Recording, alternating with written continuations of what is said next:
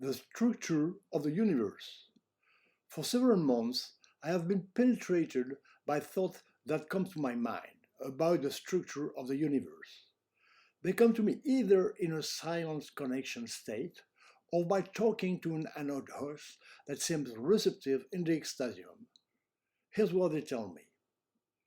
The universe would not be made up only of four dimensions, as they appear to our senses, but of 10 dimensions. Nine would be materials on our side of the world. The 10th would be on the other side of life, a parallel universe, the global consciousness, God. In fact, the order will be reversed. The first can only be God. It is our earthly perceptions that cause it the 10th. Each of these dimensions would include many intermediate levels. Beyond the foreknown, their access is totally impossible by material means. Until the ninth, some can access it voluntarily through deep meditation practices, or involuntarily, without ever being able to decide which dimension to reach.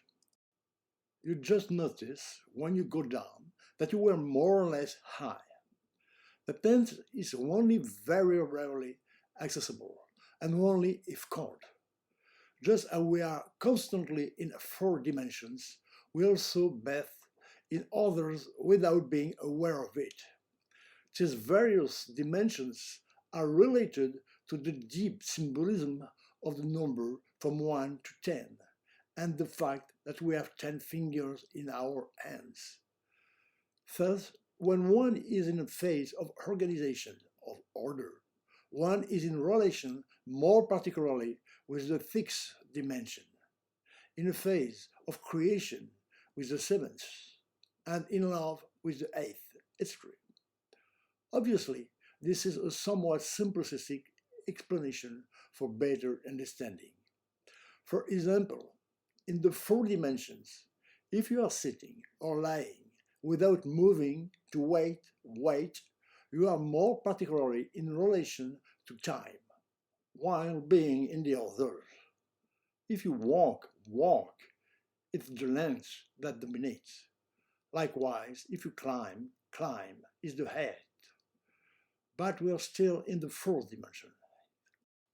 Intermediate levels should not be considered in terms of value, but in terms of difference.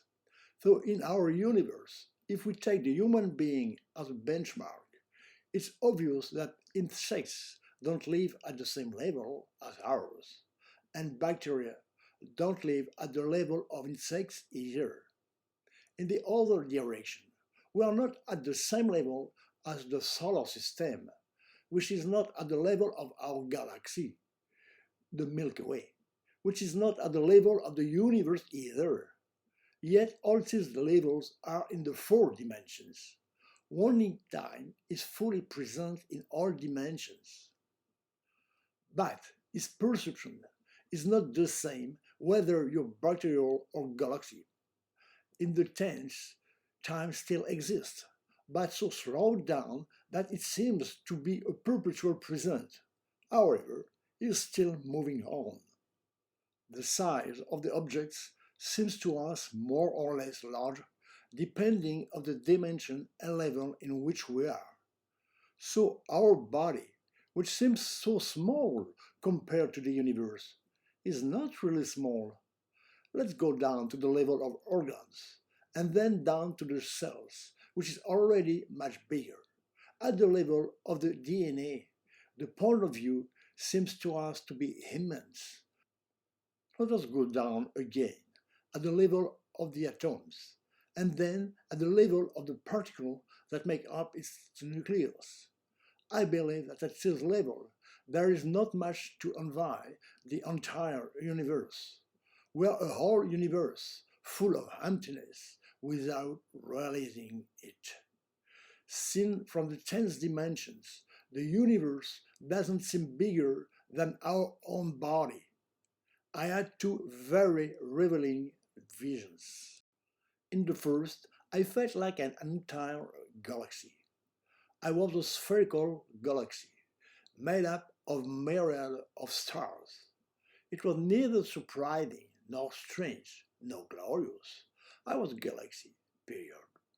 Mundane at the limit, like being who you are every day. In the second, I perceived the whole universe. He appeared to me as a large body, very different from what you see when you raise your head on a dark night in nature. Very different even from what we pick up with the most powerful telescopes.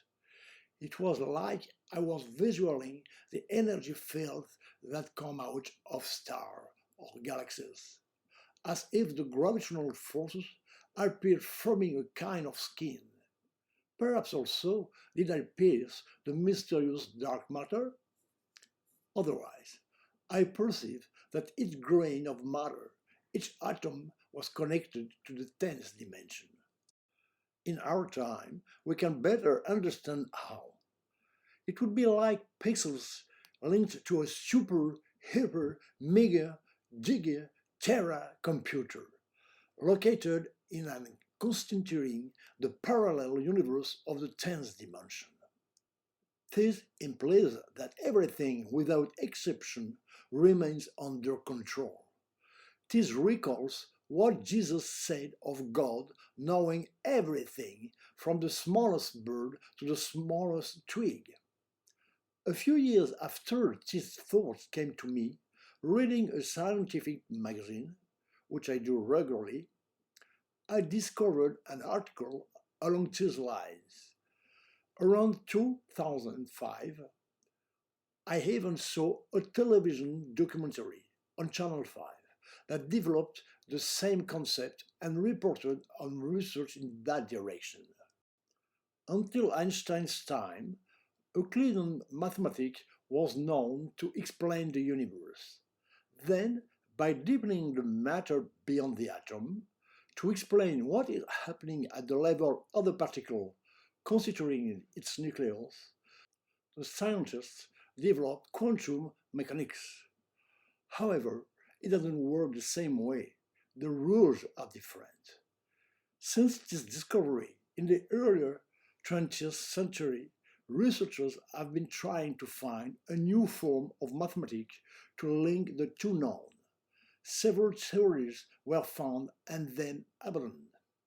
But a current is developing around what has been called the strings and superstrings theory. In this theory, scientists also speak about a 10-dimensional universe. Some say it's 11 and more. They talk about atoms that would unfold like a rope in these dimensions and that would be linked to a parallel universe. It's what I experienced and what came to mind. But in my experience, there are only 10 dimensions, and the parallel universe has no materiality. It is only pure consciousness. What institutional scientists refuse to consider. However, a number, depending on their discoveries, think that there is an intelligence that rules the universe. This is what is called intelligent design, which should not be confused with creationism, which refers to a strict and literal primary interpretation of the Bible.